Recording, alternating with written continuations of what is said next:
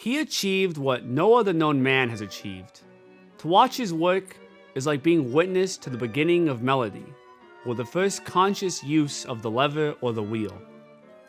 The emergence, coordination, and first eloquence of language. The birth of an art. And to realize that this is all the work of one man. People were taken to another planet.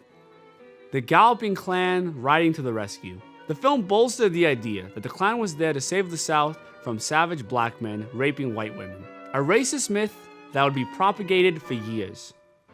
The first quote is from the acclaimed film critic Roger Ebert, while the second is from Dick Lair in his book, The Birth of a Nation, how a legendary filmmaker and crusading editor reignited America's Civil War.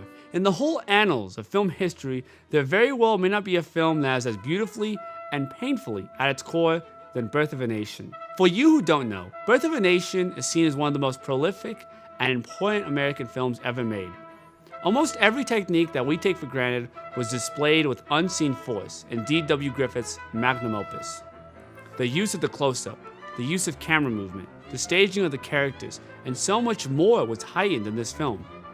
It elevated the medium of film beyond simple Nickelodeons and transcended it to possibly the greatest and most powerful art form in American culture. The film was so impactful that it was actually the first movie to ever be screened in the White House. D.W. Griffith's The Birth of a Nation is also seen as an evil film, a loud shout of affirmation glorifying the KKK. The film came out in 1915. It takes place in the South during the Civil War as we follow the story of Ben Cameron, a colonel for the Southern Forces. After 3 years from being away from home in the heart of the Civil War conflict, he receives a letter saying that a black militia ransacked his home. And when you couple this with the North cutting off the South's food supply, by the time the war was done and Ben returns home, it's in complete shambles. Shortly after Ben returns home, Lincoln is assassinated, and along with him is the death of a diplomatic restitution. Stoneman assumes power, who initiates the Reconstruction of the South, which, if you are at all familiar with U.S. history, you should know that Reconstruction for the South was pretty terrible for everyone involved. After a horrific election day in which black supremacists intimidated whites on the streets and in the South Carolina legislature, Ben decides that he has had enough and he forms a group to save the South. That group being the Ku Klux Klan. The final nail in the coffin for Ben and his devotion to his cause is when his sister Flora is approached by Gus, a black officer. Gus says he wants to marry her. Flora slaps him, and then Gus chases her through the woods. This leads her to the side of a cliff, where she falls and dies.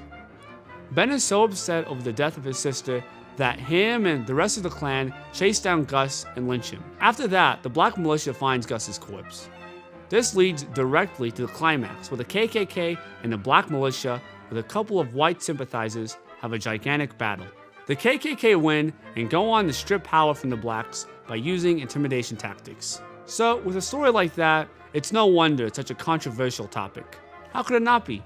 The film justifies the existence of the KKK, showing their side of the story. The production also has several racist attributes, such as several black characters being portrayed by white actors in blackface. But the real issue isn't the film itself, it's the effect the film had on American culture. The second Ku Klux Klan was founded by William Joseph Simmons in 1915, 10 days before the release of Birth of a Nation. He believed the film would help garner support for his new movement. This film was fuel for the KKK's growth.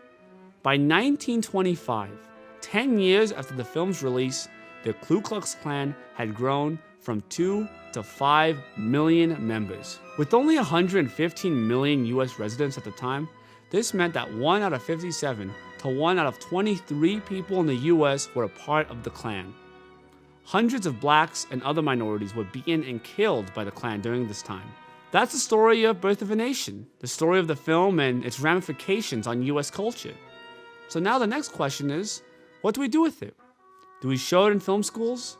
Do we reject it with the same vitriol as we do with the Confederate flag? Is it evil? Was the film made with evil intention? Would the world be better off if this film was never made? A lot of these questions are probably impossible to answer.